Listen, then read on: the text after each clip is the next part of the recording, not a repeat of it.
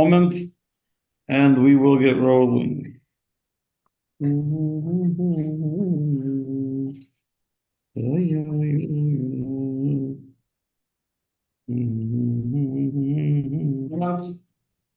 we will get rolling.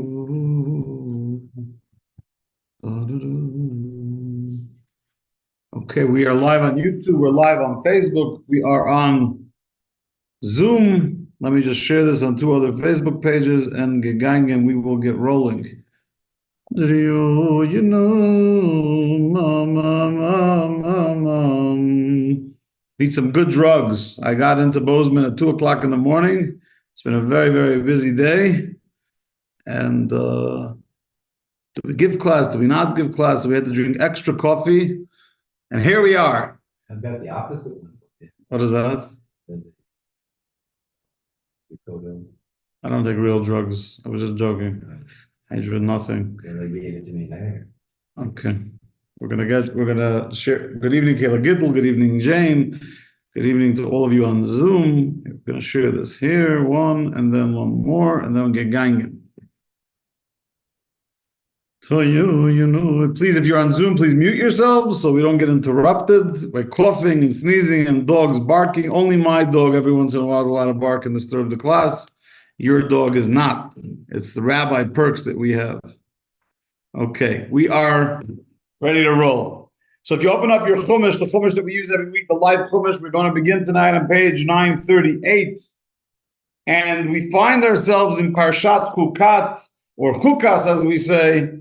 So we had Bamidbar, we had Nasai, Ba'aloischa, Shlach, Korach, and now we arrive at the 6th Torah portion of the book of Numbers, the book of Bamidbar. And in the process of talking about the laws of immersing vessels into a sanctified body of water for immersion, for tefillah, and before we hear the story about Moses hitting the rock, instead of talking to the rock, which happens in this week's Torah portion, we read about the passing of Miriam Hanaviah. We read about the passing of Miriam, Moses' older sister. So Amram and Yocheved had 3 children back in the book of Exodus.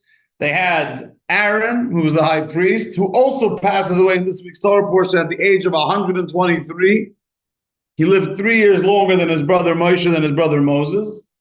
We read also, then there was Miriam, who passed away in this week's Torah portion at the age of 87. On the 10th day of the month of Nisan. So Aaron passed away on Rosh Chodesh Av. Before he passed away, Miriam passed away on Rosh Chodesh Nisan on the first day, on Yud Nisan on the 10th day of Nisan. And then there was Moshe. So the verse says, if you open up on page 938, I'm going to read just 2 verses. The entire congregation of the children of Israel arrived at the desert of Tzin in the first month, and the people settled in Kadesh. Miriam died there and was buried there. So it talks about the Jewish people arrived in the area called Kadesh. Miriam died there and she was buried there. We don't know exactly where she's buried, but it's in the Kadesh desert. And then it says the congregation had no water. They ganged up on Moshe and Aaron. We need water. We're going to die of thirst. The typical rebellion. And, of course, the whole episode with Moshe hitting the rock instead of speaking to the rock. And the rest is history. So there's one little verse, not even a verse. There's a half a verse in chapter 20, verse 1 of Numbers that discusses the passing of Miriam. Which, again, it's not the Torah doesn't always tell us about the passing and the burial of everyone. But here with Miriam, it does tell us. What does Rashi say? Right? The first thing we do when we study Chumash is we go to see what Rashi, the preeminent 11th century commentator of the 5 books of Moses, what does he say? Shlomo Yitzchaki. He says, Mikan shekol arboim shana haya lehem haber b'schus Miriam. The juxtaposition of the verses tells us the fact that suddenly they didn't have water immediately after Miriam passed away, says Rashi, is to tell us that the entire 40 years in the desert up until this point, they never had a problem with water. Why? Because there was a miraculous well of water that traveled with them. It wasn't your typical well that was at a particular spot that you pay $25,000 to dig down into. They had this miraculous body of water, this well of water that traveled with them in the desert. The well was attributed to the merit of Miriam. Miriam passed away. The well ceased to miraculously give water, which is why the Jews complained about water, and God gave Moshe instructions, which didn't end up exactly as it should have, with the whole hitting versus speaking to the rock. That's what Rashi tells us. Now, just bear in mind that Miriam was not only Moses' oldest sister, she was an extreme, spiritual, pragmatic, charismatic leader of the Jewish people in her own right. First of all, we are told that there were 7 primary prophetesses. There was, of course, a lot more than 7. There were tens of thousands of hundreds of thousands of both Jewish men and male and female prophets and prophetesses. But of the 7 primary ones, she was one. The list, by the way, includes Sarah Imenu, Sarah, Abraham's wife, Miriam, Devorah, the prophetess from the book of Judges, Hannah, the mother of Samuel, Abigail, who was one of King David's wives, Huldah, which was a prophetess during the book of Kings, and Esther in the story of Purim. So in her own right, Miriam was an incredible prophetess. She was also a sensitive Jewish leader who, together with her mother Yocheved, saved, who knows, doesn't say an exact number, but thousands and thousands of Jewish baby boys that Pharaoh wanted to annihilate by throwing them into the Nile River. And Miriam and Yocheved became midwives and saved so many babies from death, baby boys. In addition, she was also the one that oversaw her brother. When Moses was born, her younger baby brother, and the mother put Moses for protection in a little brook, a canal off the Nile River, in a basket, and she sat there by the bushes watching day in, day out to make sure he's okay, to give him whatever he needed. And when she saw Batya, Pharaoh's daughter, the princess, going to bathe and then taking Moses from the basket, she ran up to her and said, you know, you need a Jewish midwife to help nurse, a wet nurse to nurse the baby. I'll help you get one. Of course, she got Moses' biological mother, which was Yocheved, to come and nurse. She was this incredible woman who later, according to the Medrash, married Kalev ben Yefunah. Caleb was her husband. They had a son named Hur, who was the one that defended Aaron and Moses when Moses needed support, and also by the sin of the golden calf, he was murdered for standing up against the evil idolaters at the golden calf. She was an incredible, incredible lady. And here she passes away, and she's buried in this place called Kadesh. It says that when she passed away, she was one of 6 people that the angel of death couldn't get to her. Only God could say when her time was up. You couldn't use the usual mechanisms. It says that her body, there were 4 people whose bodies never decomposed. And that was Moshe and Aaron, Miriam, the 3 siblings, and Benjamin, Jacob's son. And also remember, for the Jewish people, that was a very, very hard year. Because in 1 year, Moses, Aaron, and Miriam all passed away. But here's where it gets interesting. Rashi told us that when Miriam passed away, the well of water ceased to exist, the miraculous well of water. Now, the bigger context of that medrash is actually that there were 3 special miracles that existed for the Jewish people in the desert. Each one of those 3 was attributed to the merit of either Moses, Aaron, or Miriam. So the manna from heaven, the food that the Jewish people consumed in the desert, was attributed to the merit of Moses.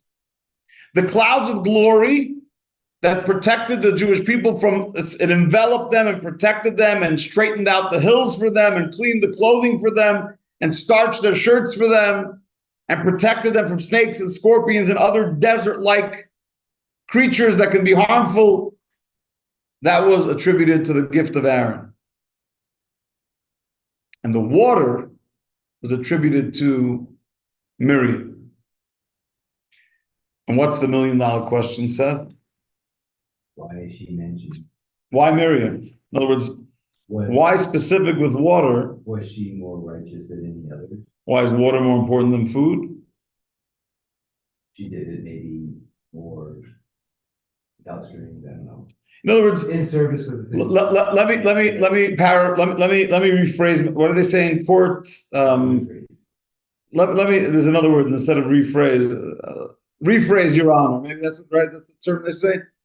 Let me rephrase the question. Moshe, if you look at the Zohar, in the preeminent book of Kabbalah, of Jewish mysticism, it says, Moshe is Raya Mehem. Moshe was the faithful shepherd. And as it's explained in great length in Chassidus, that Moshe's job was not only to provide spiritual needs for the Jewish people by being the one that conveyed to them and gave them the Torah. His job was to take care of all their needs. Jewish people needed watermelon and leeks. They needed food. They needed meat. They needed to solve a quarrel, a debate, a fight.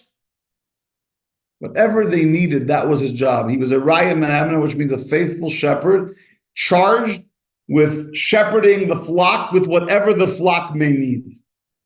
But if that's the case, why couldn't Moshe be the one to provide them with the water too?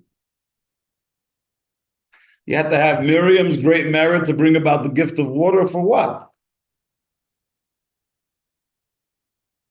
I mean, we could ask the same question about the clouds of glory. Did he delegate? But there has to be, well, first of all, you ask if he delegated. There was a whole discussion in the book of Exodus where his father-in-law Jethro told him if he doesn't start delegating, he's going to fall apart. So eventually he does delegate.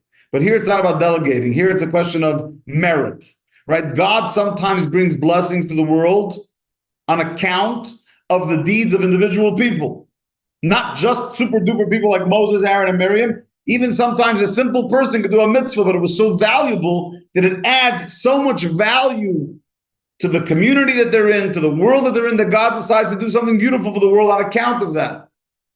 So it's not out of the question to say that certain things are attributed to certain righteous people, but why Miriam and the water specifically?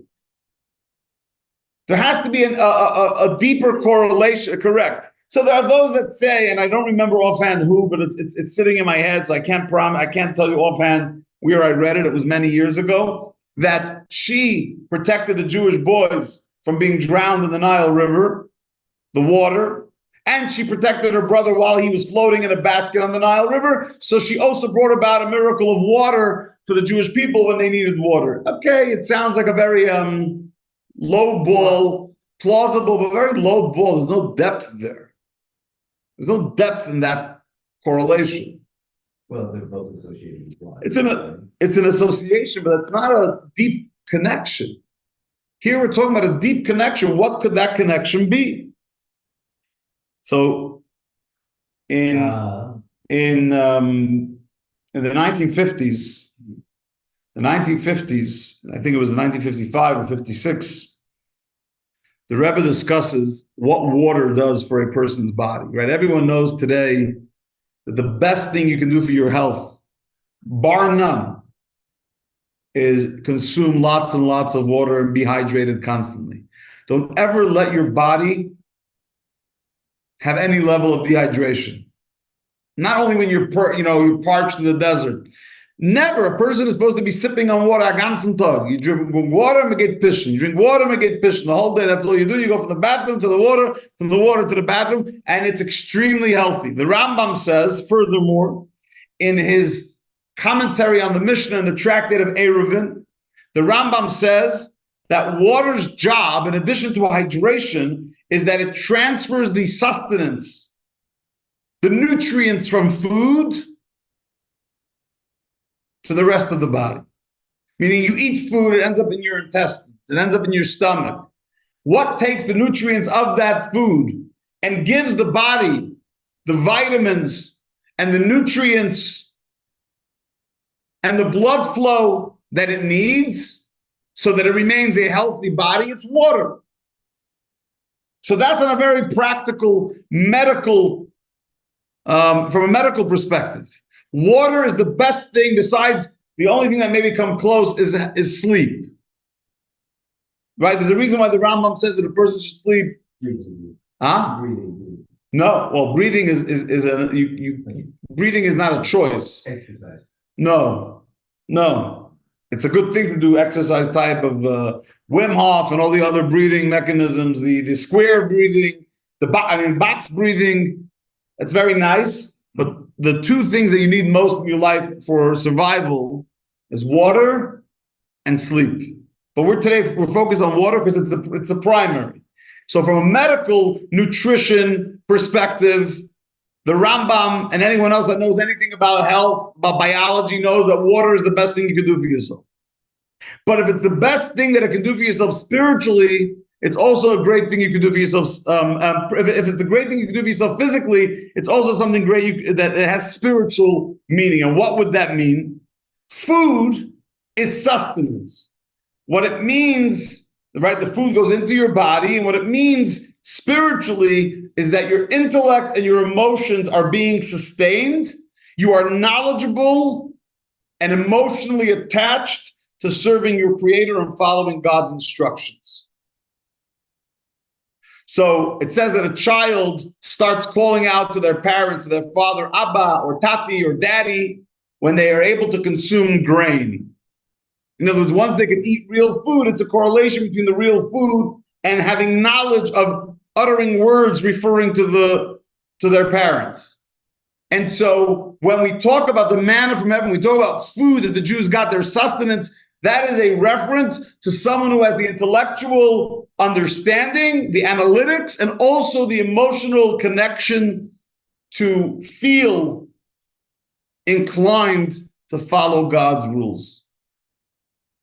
But we all know that you can have all the intellectual understanding about doing something that's right. And you can even feel in your bones, you feel emotionally connected to these invaluable ideas. And then when push comes to shove to implement them, there's procrastination at best. There's deletion at worst, where you suddenly don't find the way to make it real in your life. So what do you mean? But I fully understood it. When the Rosh Yeshiva, when the rabbi gave the lecture about that concept, I appreciated it, I understood it, I comprehended it, I felt it. But internalizing to the point that you can actually practically implement this way of life in the way you live your life, in the way you act on a daily basis, suddenly there's big struggles. And you need a mechanism to take the sustenance and bring it home. Oh, Rabbi, when I kept that Shabbos that one time, it was ecstasy. It was amazing. I felt it in my bones. I understood it. I appreciate it. Okay, then why don't you do it next week? I really want to, Rabbi.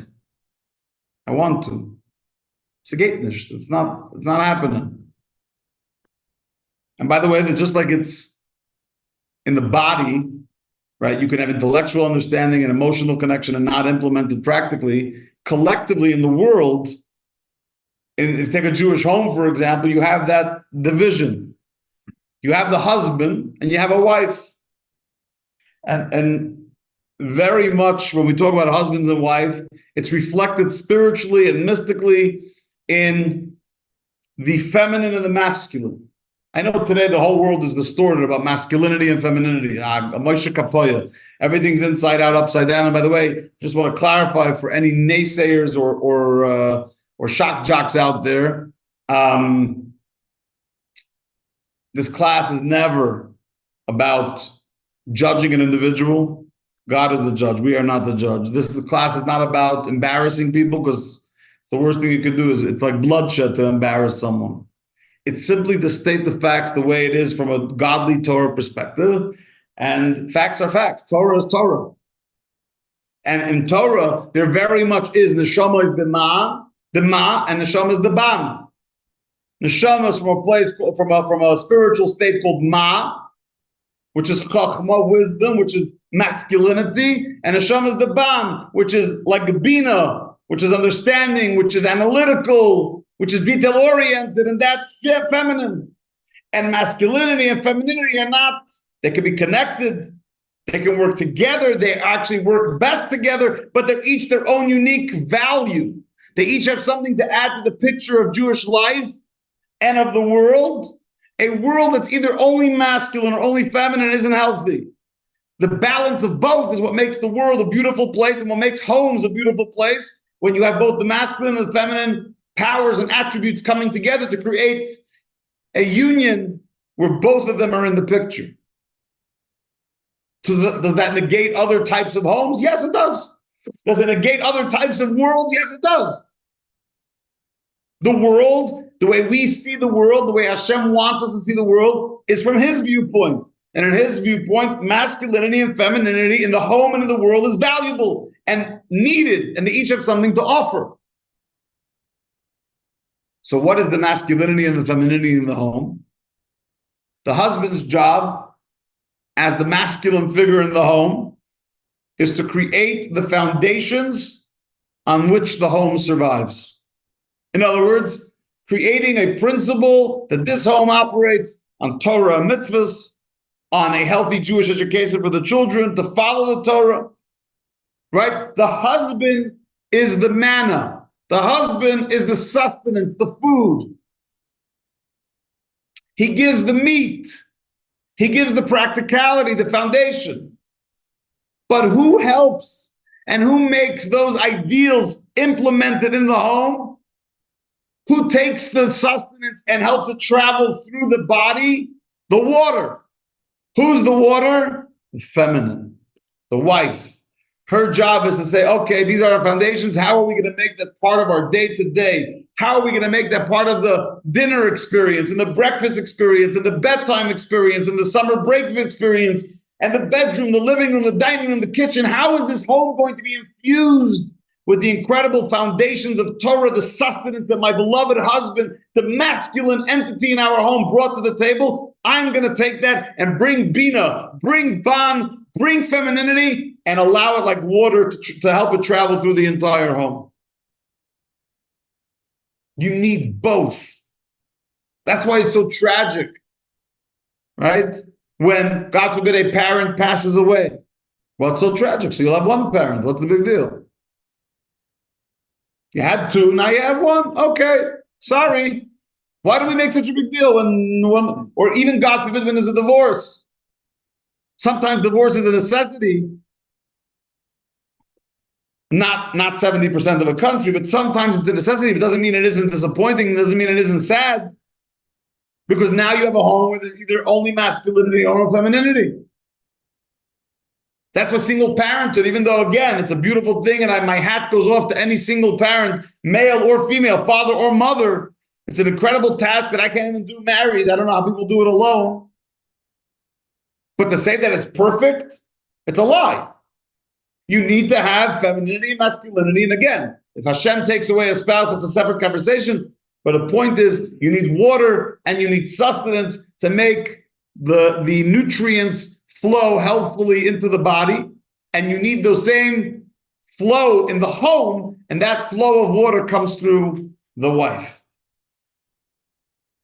Which is why the sustenance of the Jewish people came to the Jewish people as a merit from Moshe, from masculinity, because he's in charge. His job is to bring the meat, to bring the food, to bring the foundation. That's why he taught the Torah. But who allowed for that? Who was the prototype Jewish woman, the quintessential Jewish woman who brought about Jewish femininity and its incredible value of implementation, of taking Torah ideals and making it practical in the home? The Rebbe once said, this was much later, I think this was in the 80s. The Rebbe said that what Jewish mothers accomplish when they sing Rajik es mit Mandlen, these old Yiddish lullabies. What were all the Jewish mothers doing with that infusion of Yiddishkeit into every facet of the home? They were taking the principles and they were like water, making it part of every day. That the bath time, the body time, the bubble bath time, the bedtime experience, going to the park, everything's infused. No, macha bracha. Say a blessing, because that's what Jews do. Wear your tzitzis. Wear your yarmulke. We eat only kosher. They took the ideals and they made it warm and they made it nourishing and they allowed for it to penetrate all aspects of the Jewish experience for their children. But the world is the same thing.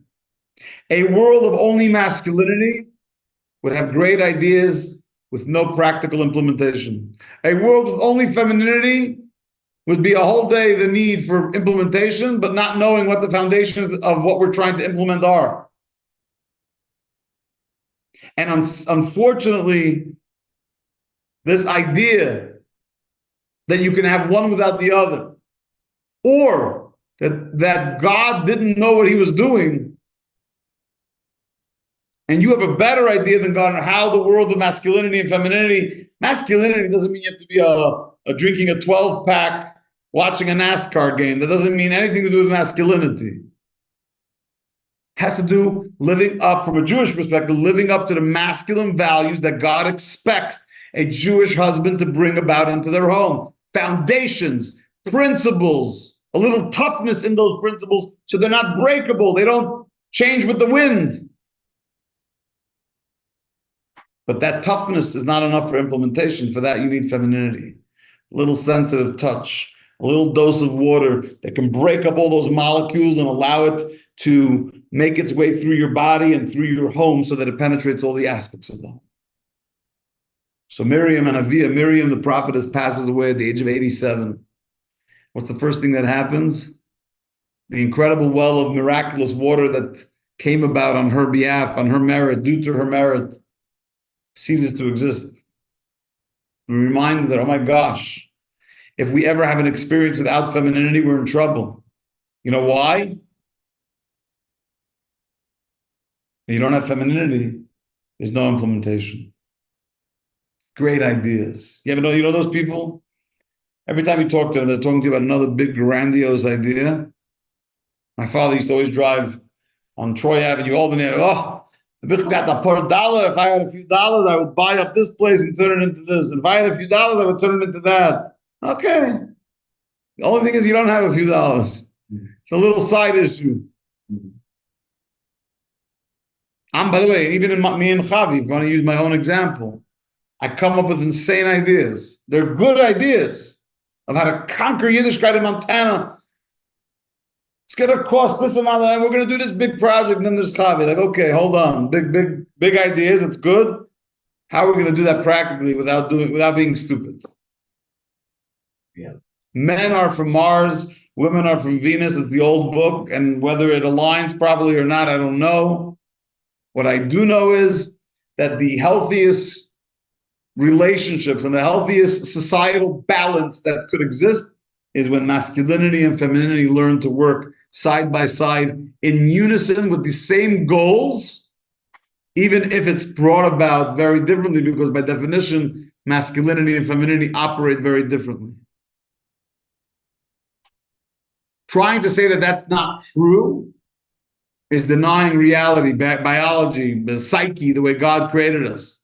Recognizing that it's true, and also recognizing that God created a whole other species called either, female or feminine, or if you're a woman, created this whole other species called male and masculinity, and recognizing that they make us better.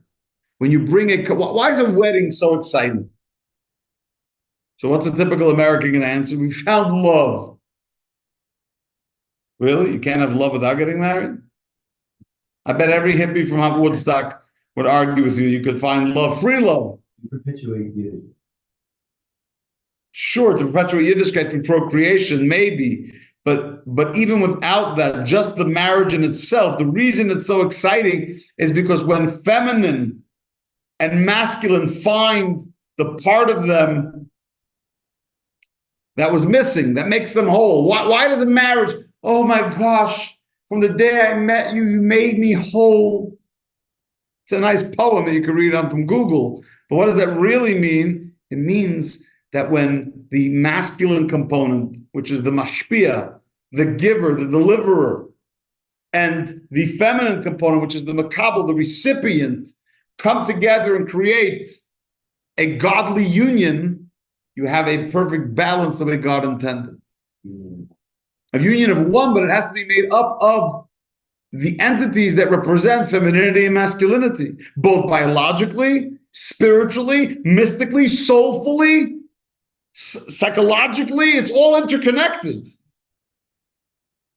And that's the beautiful union. That was Miriam. And when Miriam passed away, the Jewish people felt that loss. And that's why the first thing they said to Moshe spiritually was, oh my gosh, we need water. Who's going to help us internalize and make this practical? Moshe said, okay, we're going to get water from a rock. Instead of speaking to the rock in a feminine way, he whacks the rock. And they're like, what? Hitting the rock? You're bringing toughness into femininity? You're trying to hack around your masculinity and the femininity? The whole thing makes no sense. We want miraculous water the way Miriam gave it to us, just in a miraculous well. Huh? It worked before because Miriam was there. That's the point. Every home, and certainly collectively our Jewish community in the world, needs that balance. And the more we allow that balance to come to fruition, celebrating masculinity, celebrating femininity, and then ultimately celebrating the union of both in the collective and in the home, it allows for wholesomeness and balance to come about. It allows for an organic relationship to come to be, collectively and individually, until we merit the time that it says, Eishes Chaim Achayel Teres Bailo, which is that Moshiach comes, femininity is going to be, instead of right now where femininity is a receiver, receptacle, and masculinity is the giver, the provider, the protector, when Mashiach comes, giving the keva, the slave of gever, which means women are going to be the givers and the men are going to be the receivers. It's going to switch. Again, you're going to need both. You're still going to need masculinity and femininity, but their roles are going to be different when Mashiach comes. And that's why in the days getting closer to Mashiach, we see femininity becoming feminism, not secular Gloria Steinem, Hakatshainik feminism that destroyed more women's lives than anything else, but real, authentic, Hasidic, Jewish feminism, Jewish feminine leaders, Jewish female power. Sound almost, white power, then there's female power, right? Jewish power, but female Jewish power. Because that Jewish femininity, the reason we see such a rise in Jewish community leaders like Chavi and others all over the world that are Jewish women that are leading communities, is because we're getting closer to Mashiach when women are going to be the ultimate leaders, even overcoming the 3,300 plus years of where men had that role. Let's embrace that. Let's celebrate that. Let's realize why the Jewish people mourned Miriam's passing, and let's learn to celebrate the uniqueness of each species, both male and female, masculine and feminine, until we merit that time with the coming of Mashiach Tzidkenu. May it be speedily in our days. Amen. Have a wonderful rest of the week. I know it's Thursday, so I guess I can an early Shabbat Shalom, good Shabbos. A reminder for those that don't remember, I got a bunch of emails yesterday saying, is there class tonight? Next week, there will not be class. You can. Did everyone hear me? Next week, there will not be class. We will resume the following Wednesday, July 24th, I believe it is. So I want you to have some separation anxiety. If you really miss me, I expect to see a postcard in my mailbox. And if you need a class to study for the Wednesday night, go to Chabad.org. You'll find the class. It probably won't be as good as this one, but it'll be something. And we'll see you back here the following week. Sei gesund, a freilichen Donnerstag. We'll see you back here very soon.